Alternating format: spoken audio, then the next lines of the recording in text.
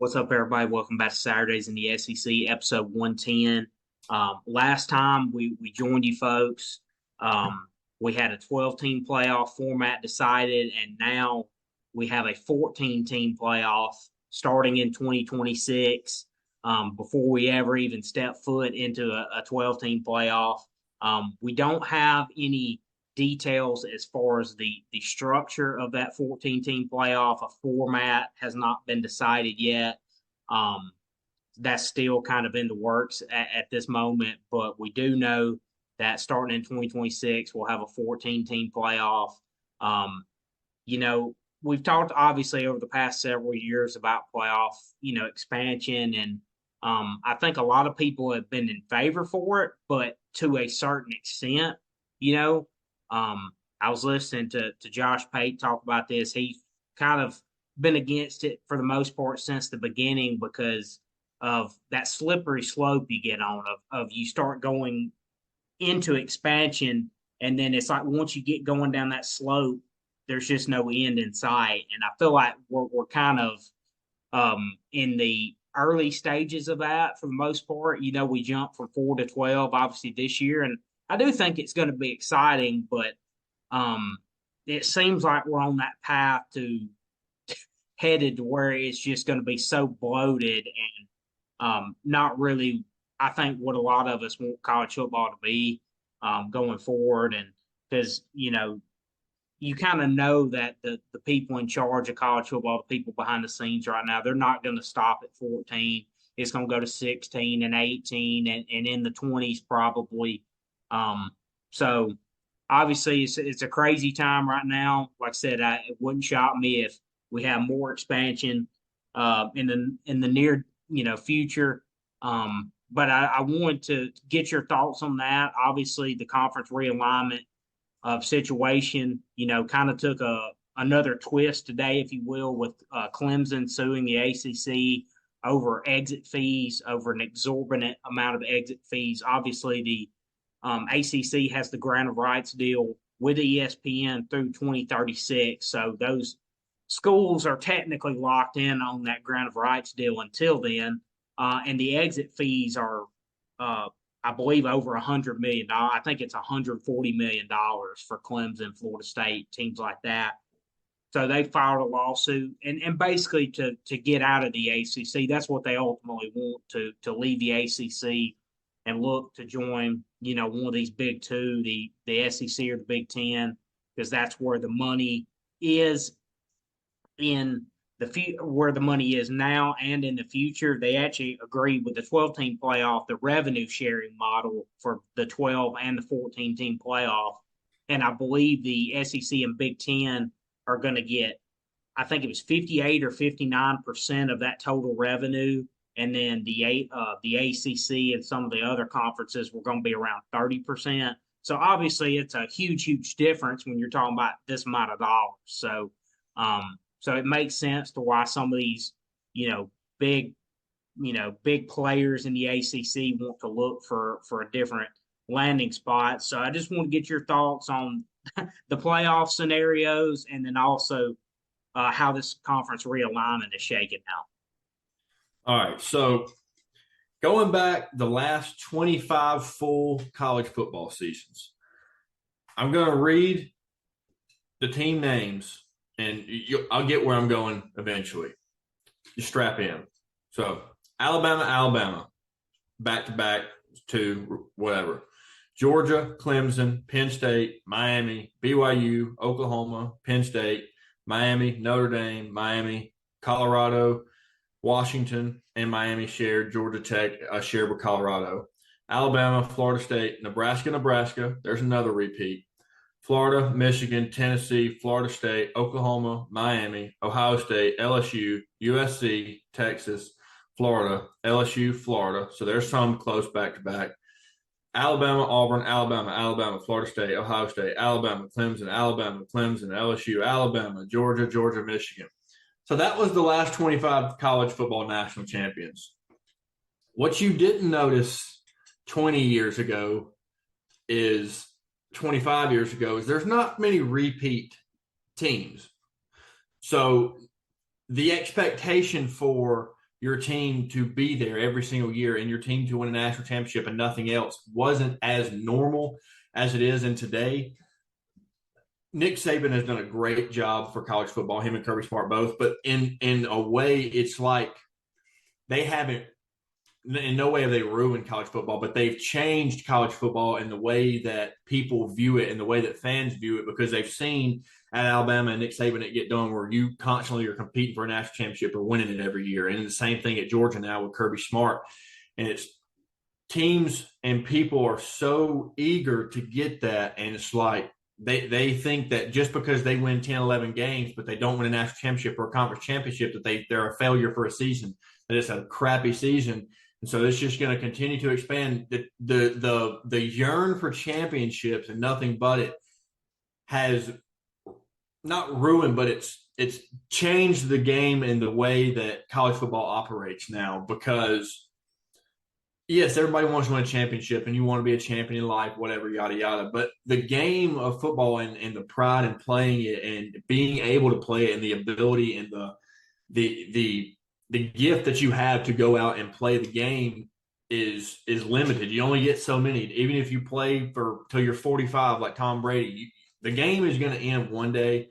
And the way that the bowl games have started going the last 10 years of people opting out and changing, and the postseason doesn't matter, and it's only championship or bust. If you didn't win a championship, you suck. Your coach gets fired, even though he's only been there 2 years, and it's just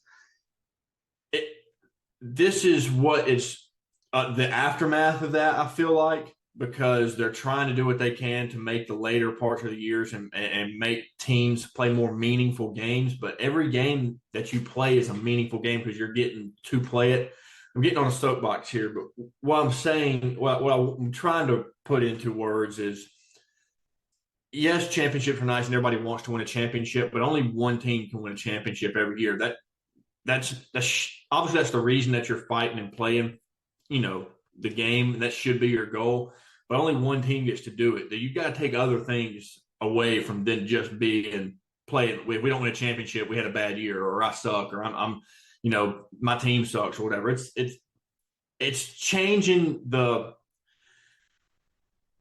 chemistry of teams and the sport as a whole, because it's not, you don't come in and you're not there for 4 years and you're playing with your team. You might go play for 4 teams in 5 years. I mean, all this just chasing for championship and status is changing the game of college football.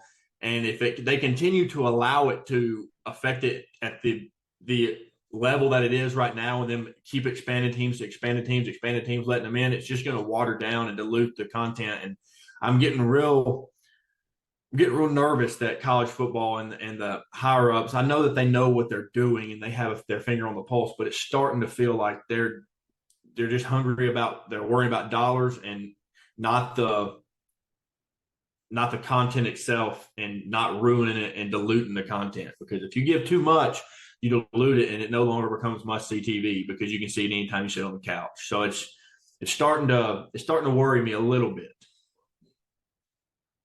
Yeah, I mean, obviously, the majority of it, if not all of it, is about the dollars. I mean, you look at, you look at the television deals. I think for the college football playoff, through 2031, I believe it is. I think they signed a $7 billion TV rights deal. I mean, there's just so much money, and now that the playoffs expanded, it's just that much more money, going into those games. And like you said, I think they get the idea of wanting to keep more teams in it, more teams in it at the end of the season.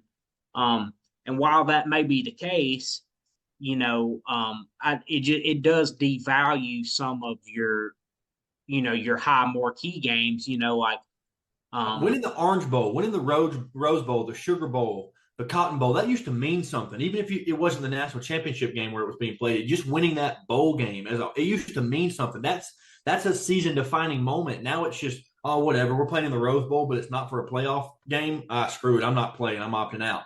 It's like, that's pageantry in college football. That is college football, the Rose Bowl, the Sugar Bowl, the Cotton Bowl, all those that I just named. That is college football, and it's just it's starting to tear down the backbone of college football. I say tear down. It's starting to lessen the importance of the value of college football, in my opinion, and it's really frightening, honestly. Yeah, yeah. I mean, especially the way it's trending, and the playoff getting so big now. Hopefully that won't be the case. I mean, obviously we'll see what unfolds going I mean, last forward. week they were talking about it. 2 weeks ago they were talking about it. 2 weeks later, it's set in stone. It's happening. It's like, man, we haven't even taken a snap in spring or in fall practice. We're not even preparing for the first season of 12 team, and we're already establishing a 14 team. Mm-hmm. What? Slow down. I feel it feels a little bit like they're putting the cart before the horse here, because you haven't even seen if this is going to be good product, which it's going to be good product. We see that, but you got to see a test run there and say, well, is it going to be worth going to 14 teams, or is this the perfect model? Have we finally found it? Because what's one more game to be played or two more games to be played if those teams aren't going to win the national championship? It's just they're not going to. 14 or 13, 14 is not going to win the national championship. It's not going to happen. They might make a deep run, but quarterfinals at best. Like, what's it matter?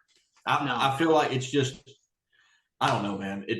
I don't really know how to put it into words. I feel like I'm kind of maybe being a little confusing here, but it's frustrating.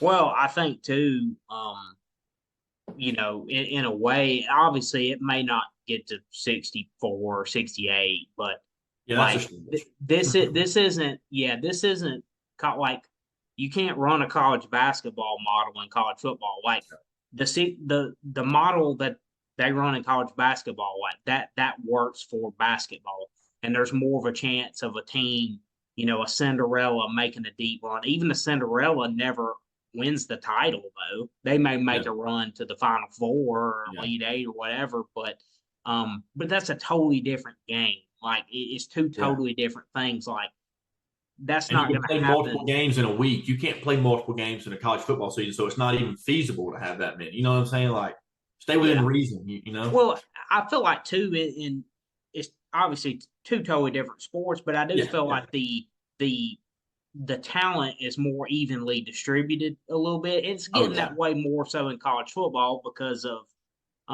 NIL, transfer portal. Yeah, there is more parity in between the teams, but even in between the better teams.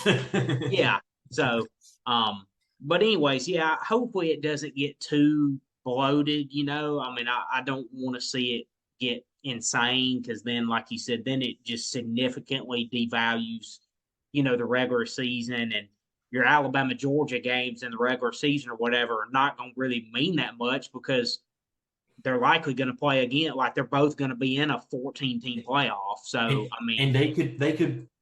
It's definitely going to devalue that game and the Auburn Georgia game, the Auburn Bama game, and a little bit more than it is now, because there is a possibility that those teams could play 3 times a year. They could play in regular season, they could meet in Atlanta, and they could meet in the playoffs. Like, there is a real possibility that could happen. So whether people are arguing against it or not, it is a little bit diluting the regular season, just a little bit, because those games mean something, and they're must-watch TV because you get to see them once a year, once every other year. Bama Georgia's once every 3 to 5 years. You know what I mean? It's not all the time. Well, unless in the championship game, but that's what makes it great. And so if you're seeing this all the time in the championship and in the playoffs, it's just like, well, that's just another game. It's whatever. Yeah, so I mean, it definitely is. I just hope, like you said, I hope it doesn't get to a point where it's so watered down. We'll see. Obviously, I mean, hopefully there won't be any more, too soon. Yeah. But yeah, I do think the conference realignment, as we've said over the past several weeks, months, I do think that is right on the horizon. Especially with this Clemson, ACC lawsuit that kind of dropped today, similar to the Florida State, situation. Basically, it's a lawsuit to get out of the ACC. I mean, that's basically what it is. Obviously, over the exit fee. I do think there's going to be some kind of resolution on that, a tipping point, and I do think those schools are ultimately going to get out. And I think it's going to be more than just them two as well. I think others are going to be involved in that also.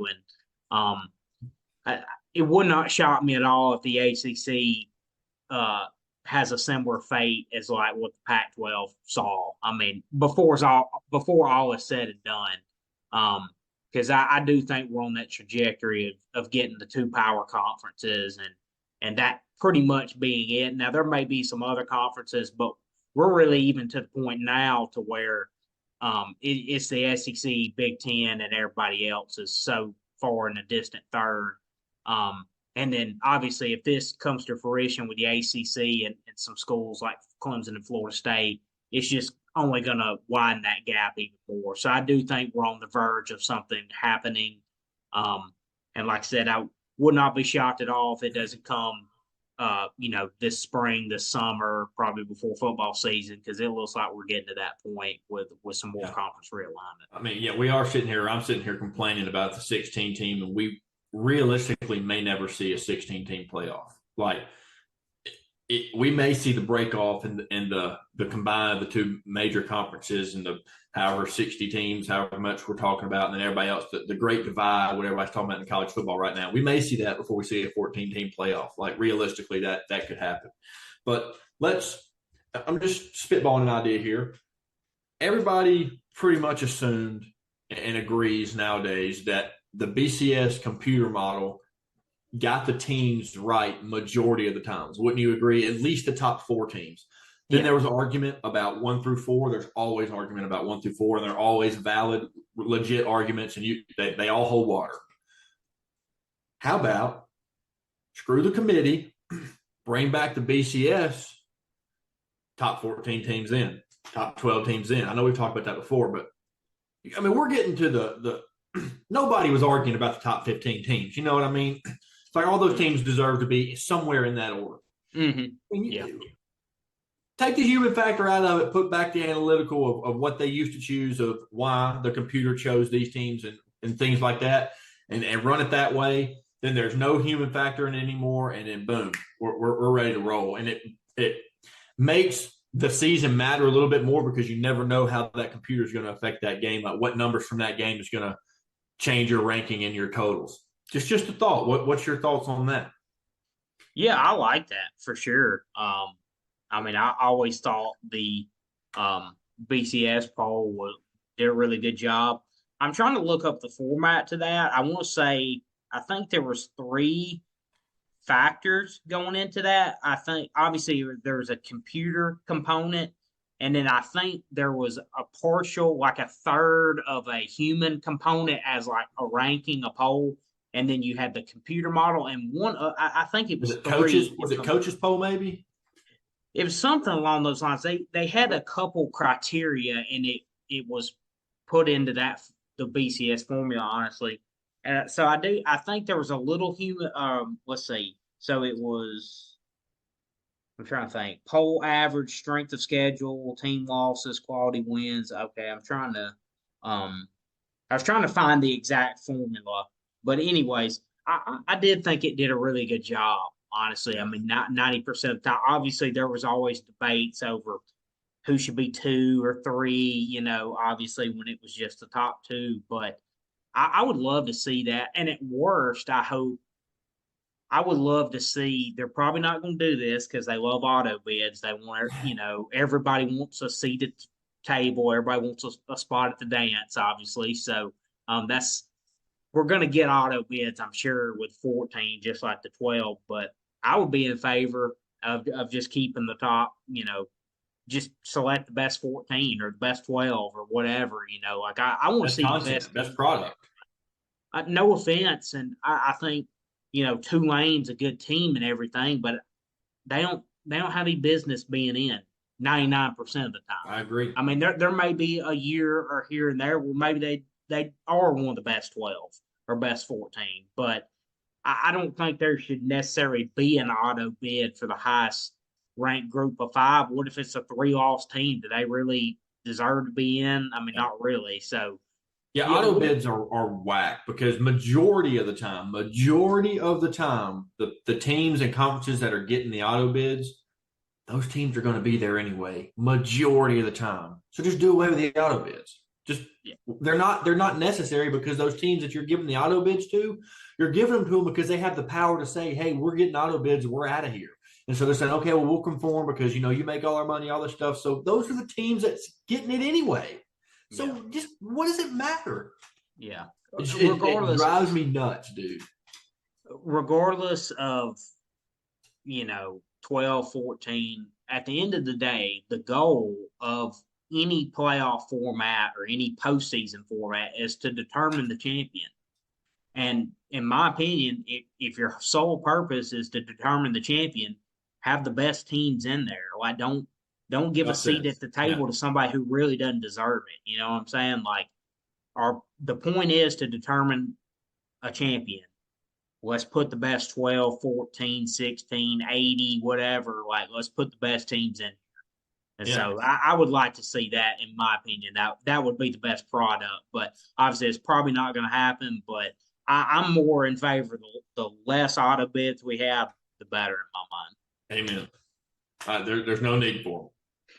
But I do have to get into this, and I'm really glad this news dropped today where we could talk about it tonight.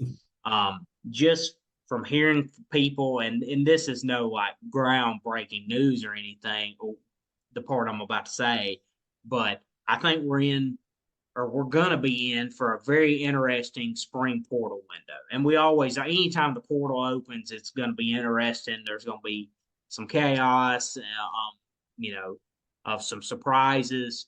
Well, I'll be honest, I don't get very surprised with sports news or college football news, to be honest with you. But I was actually pretty surprised this afternoon. So, Kadyn Proctor, Alabama starting left tackle from last year. For those who've been, keeping up with the portal, he enters the portal after Nick Saban retires. There were some rumors that he would be, or was thinking about entering anyways. So his high school recruitment came down to Alabama and Iowa. He's from Iowa. This is his home state. So when he entered the portal, people knew basically he was going back to Iowa. Maybe a little homesick, So it was understandable, Well, fast forward to today, 2 months later, he is actually re-entering the portal and returning to Alabama. So obviously just crazy twists and turns. I mean, I'm very glad to have it. I think he's got a lot of promise. I thought he got better as the year went on last year, and that's really one of the biggest areas of need for Alabama right now is tackle depth. So to have him back and knowing that he's going to be able to man left tackle, they landed Parker Brazelford from Washington, an All-American type of center. They're returning Jaden Roberts, Tyler Booker, one of the best offensive linemen in the country. So with Proctor kind of back in the fold now, I think it should be one of the best O-lines in the country. But there were some big question marks at tackle. I think with him back in the fold is going to be a big thing for Alabama, a big, question mark that's answered now for them. Big get for Kalen DeBoer and the new staff to be able to get him back. So some good news for Alabama on that. Obviously, it's been a wild and crazy offseason for the Tide, but that was some good news and one that really caught me by surprise. I was not expecting that at all, and I think it kind of came out of nowhere for a lot of people. And so I think we're probably in for more of that in this spring portal window. So stay tuned. It should get pretty wild because obviously there's a lot of teams with needs out there and looking to fill holes as they move through spring practice and beyond. Yeah, my buddy texted me earlier and said Kadyn Proctor's coming back to Alabama, and I was like, what? What? How is he already entering the portal again? See, the portal, it was around in 2010, 11, 12, players were able to enter the transfer portal. They did have to sit out a year or whatever, and then they were able to play. But they couldn't transfer again. Not in conference, I don't believe. Until they graduated, they didn't get, unless they, went through the NCAA and they were granted another transfer. They couldn't transfer again until they graduated. This dude just transferred twice in 2 months, like playing leapfrog. What is going on in college football? I mean, honestly, it's crazy. I mean, I know people will go, they'll transfer, they'll play a place for a fall. They don't like it. They're not going to start. They transfer somewhere else at the end of the fall, and then they're there for spring, and they transfer before the season starts. Like, I know that happens or whatever, but I mean, it's getting a bit ridiculous now that we're just allowing guys to enter in and out whenever they want to. I mean, I know there's windows or whatever, but the guys just popping in, popping out, same guy every transfer window. He's just popping out, going to different places, just checking out, different parts of the country that he hasn't seen before. It's pretty crazy, dude. Yeah, it's wild, man. I mean, there's a lot of people speculating. Could there be another one on the way? I don't know. I mean, I saw somebody say earlier that they said Caleb Downs has the chance to do the funniest thing ever. So we'll see. I mean, Caleb, if you want to come back to Bama, man, I'll forgive you. You're a great player. So just take that bag from Ohio State and come on back and be a part of this defense next year. But hey, they're running a 4-2-5 next season with Kane Womack, and man, those safeties in his defense make plays. So if you want to come on back, man, hey, there's a spot for you right next to Malachi Moore. So I mean, the board needs to send you a recruitment check. Hey, you doing some work for him. Yeah, man. It's wild. I mean, obviously, I want to get your thoughts on this too. Last week, obviously, there was Nick Saban. There were some college athletes. They had a roundtable on NIL in Washington D.C., hosted by Ted Cruz, and I saw a lot of hate kind of coming Nick Saban's way. People saying that it was coming off like he was complaining about it, like, oh, well, you just retired because you lost your advantage and stuff like that. But I mean, and I've heard Kirby Smart, basically saying the same thing. Lane Kiffin saying the same sorts of things. I just thought, I mean, I'm not trying to be biased here or anything, but it's like I just thought the hate was a little unwarranted. I mean, I know how people are, like, you don't like Saban. I understand it. Like, he coached a rival team for a long time and stuff like that. So I mean, I get it, but I just thought the hate or some of the negative talk about what he was saying was unwarranted. Because I mean, if you go back and look at all his comments over the last however many years you look at, like, he's pretty much nailed everything. Like, he's been right on pretty much every step of the way, like, about how these things for college football, number one, weren't good for the game and weren't good for college football. And number two, not really good for the players in a big sense, because, I think they did a study or was saying that the more people transfer, the less chance they have of graduating. Like, the chance goes way down that they graduate.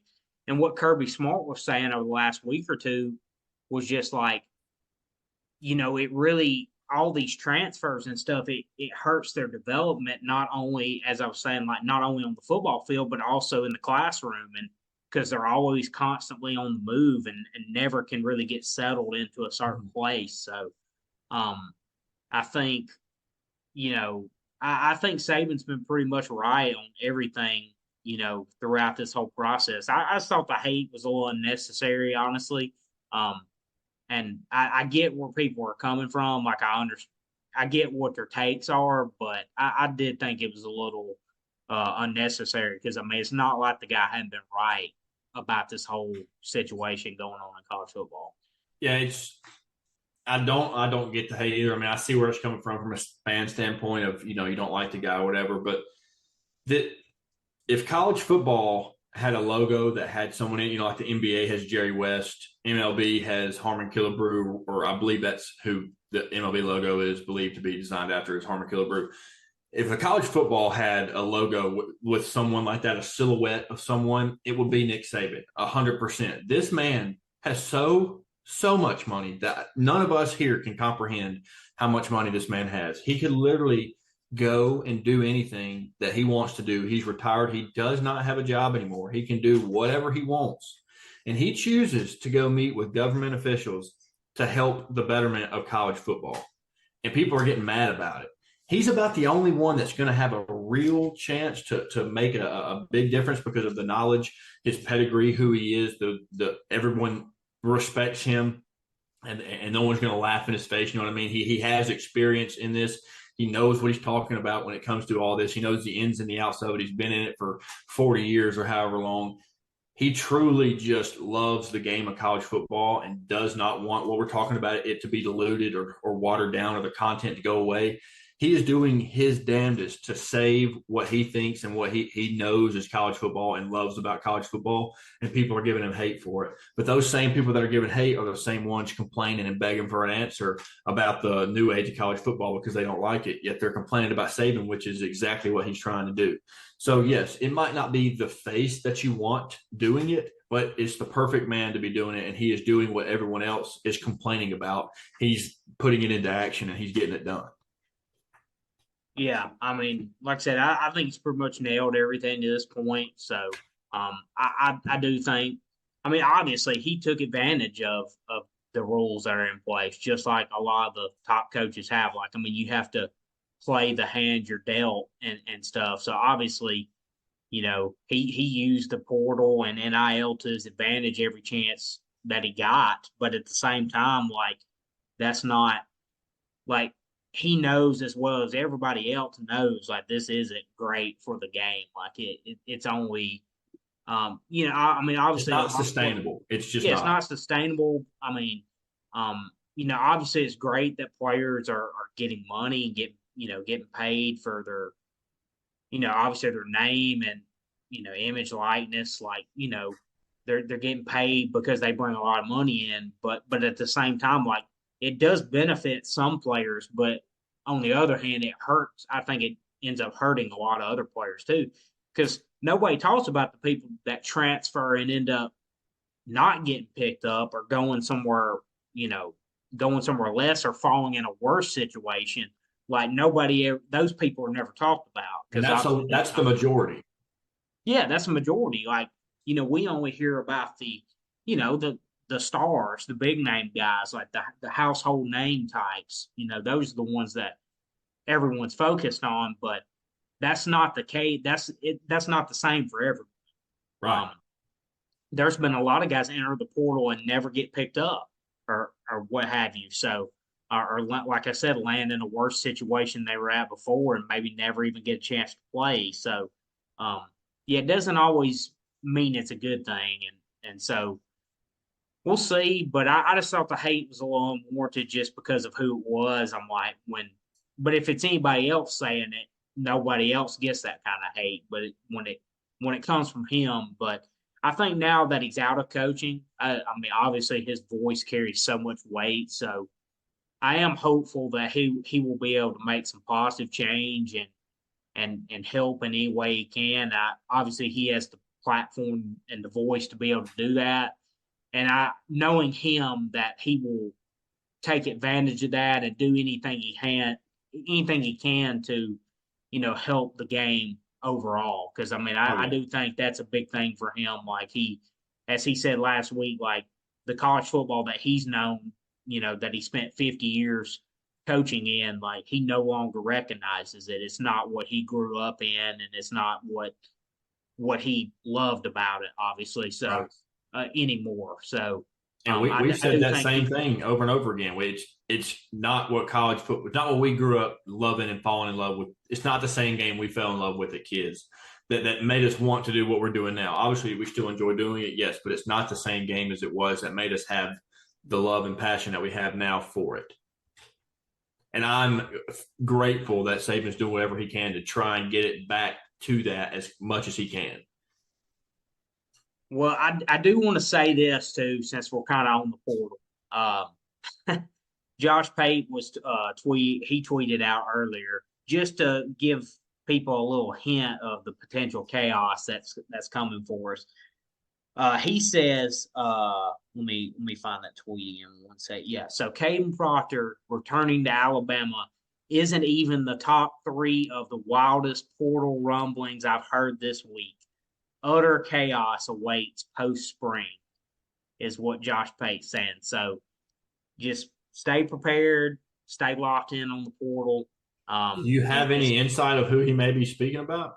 He didn't name anybody specifically, but obviously, I mean, I have seen from several people saying like, "Hey, this spring portal window should be pretty crazy." Like, there's some rumors floating out there. I don't have any like names specifically.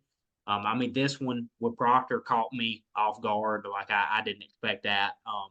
But so we'll see. But as you know, too, I mean, there's a lot of teams that need depth at places. Everybody's always looking for stars, so it should be pretty crazy. I mean, and even in the SEC, like there's some guys that need some big years. Like Billy Napier needs a big year this year, and he's gonna have a hard time doing it too because that schedule is tough. But like I said, with conference realignment, man, with the playoff expansion, I think it's just ramping the intensity up Yeah. that much more, man. Like for guys, putting pressure on guys. Like, hey, if you're not on that good trajectory by year 2, year 3, like your seat starts getting warm in a hurry. Um, so yeah, that I think the pressure nowadays is just cranked up times 10 because of the portal and people want and expect instant success, and it's just hard to deliver on, man. It's hard. Like, I mean, if you're a coach and maybe you don't make the right staff hire here, or maybe your process here is just lacking a little bit, like you can be just a centimeter or two off, man. And in this league, the way it is now, you can be off just a tick, man, and be struggling, middle of the pack, struggling to make 500 in SEC player, or like Billy Napier have a losing record through 2 seasons.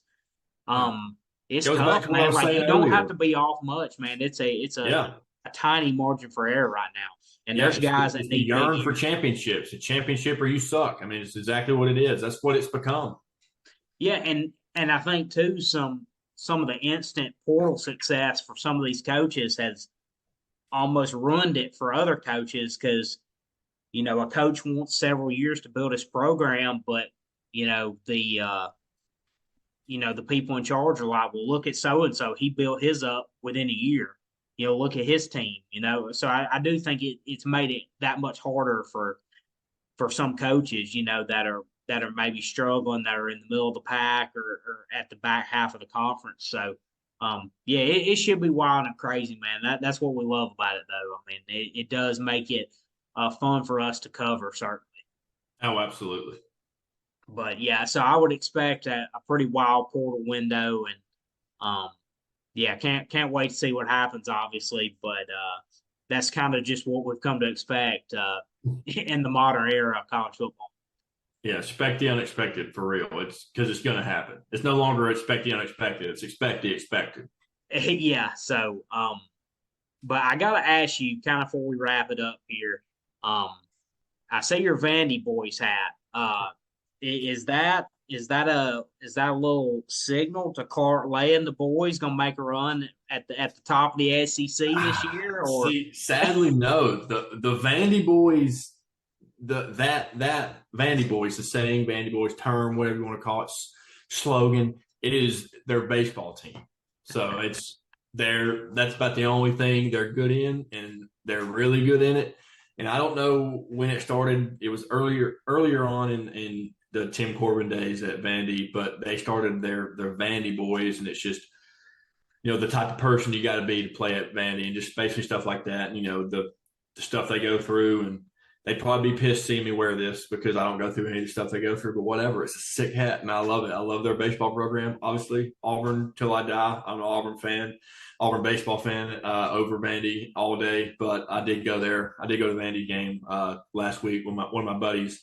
Went to the Saturday and Sunday game. And it was a really, really good time. So had to cop me some merch while I was there, and I'll definitely be going back. I mean, it's 25 minutes from where I live now, so how can I not go? I love college baseball, so I love good college baseball, and that's what they are. So I'm going to definitely keep going back. Yeah, I mean, I knew it was a Vanderbilt baseball term, but I didn't know if a little of that love maybe would make it over to Clark Lee and the boys making I a mean, run at the I like SEC him or a something. lot. I like Clark Lee, but I don't know about sending them any messaging or fans any bet, like don't bet on Vandy. I'm not taking their season total over and wins or anything like that. It's just no sign at all. Just the support for a fellow SEC team. because we are Saturdays in the SEC, and we got to show the love. Yeah, I mean, with Texas and OU joining, man, I feel that's just going to bump Vandy down a couple more spots. But Yeah, hey, look on the nice. bright side though, man. When Vandy home games, man, just imagine how many different SEC fan bases you're going to see show up there now, man. You're going to have all kind of opposing fan bases there in Nashville with you. So, Yeah, um, no joke. so yeah, but you might be seeing. I'm not sure if they play Texas. I know they play Texas or OU. I'm not sure if it's up there, um, but yeah, it's who knows, man. Maybe I'm pulling for Cartland boys, man. I mean, I I need to like check the schedule. I need to see when they're playing, when Auburn's bye weeks are, who they're playing if they're at home, so I can go and cheer for the Vandy boys. yeah, man. I mean, have some boots on the ground for Saturdays in the SEC, man. Here I am. I'm trying to type their football schedule in, and I'm typing the baseball schedule in. So I'm typing the Vandy boys schedule here. So let's see. Just before we wrap it up, I'm just curious of this Vanderbilt schedule this year. They open with Virginia Tech Oh, on the 31st, opening day.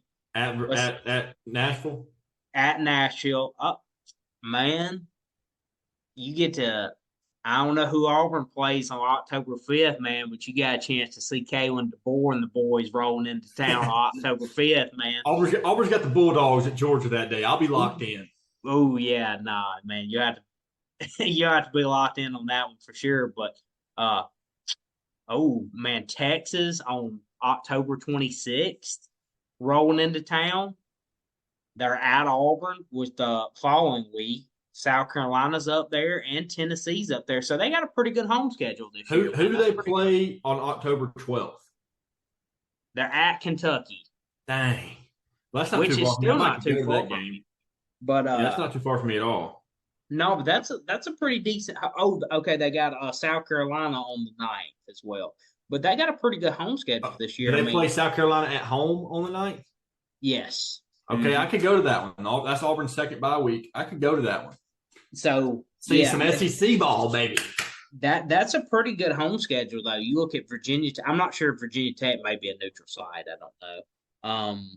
But yeah, that's a pretty good home schedule though with Alabama, Texas, South Yeah, Carolina, and Tennessee. That's favorable. not too bad. So I've seen a bunch of teams play. I've seen a bunch of Auburn games. You know, I've seen a bunch of them play a bunch of other SEC teams. I've never seen South Carolina play. So this year I can see South Carolina and Vandy play. Not two teams off the board. yeah, I've seen South Carolina. The one time I've seen them, it was '09. It was the game where Ingram went for like 250, Yeah, 270. It was basically his Heisman moment. Like yeah, that was the game that really. It was early in the season. It was like week 5, I think, but that game really catapulted him into the Heisman yeah. conversation, like because he was still. I don't want to say relatively unknown, but it was still pretty like early on. Like he hadn't really gained a ton of national steam. I feel like He wasn't the from a cover of the Heisman NCAA conversation. top player. Yeah, like so when he had that performance against that, like literally in the second half, they just ran wildcat with Mark Ingram the entire game, like second half, like that was it. So um, so Hey, yeah, that's Greg, you can pack your stuff up. You're done for the night. We're gonna let Mark take over from here. yeah. GMAT do just play receiver the entire second half of that game. So, but yeah, no, that's the one time I've seen South Carolina. But I actually haven't been to a game in a while, so I need to hit one up here eventually. But yeah, you've got a couple decent ones on the schedule there in Nashville, so that's a pretty good home schedule for the Vandy Commodores this year. Yeah, absolutely. I'm gonna have to go check them out and slowly rush the field with the walking fans. There you go. But well, man, I just want to say before we wrap up, we appreciate everyone tuning in. If you would, please like and subscribe to the channel. Really appreciate that. Be sure to follow us on Twitter or X at Saturdays_SEC. We're going to keep up with the portal news coming up this spring. A lot of SEC teams are on spring break or coming out of spring break right now. So not a ton of early camp intel at this point. I mean, I feel like most of the times teams go through that first week or so kind of in shells or in shorts, and Yeah. then break for spring break. So I feel like we're kind of in that period a lot. Obviously, we're getting towards the end of March now, and 8 days in April, mid-April for most teams. So we'll start getting even more intel as the weeks roll on. But just thank you to everyone for tuning in, and we'll catch y'all back next time. Thank you, guys.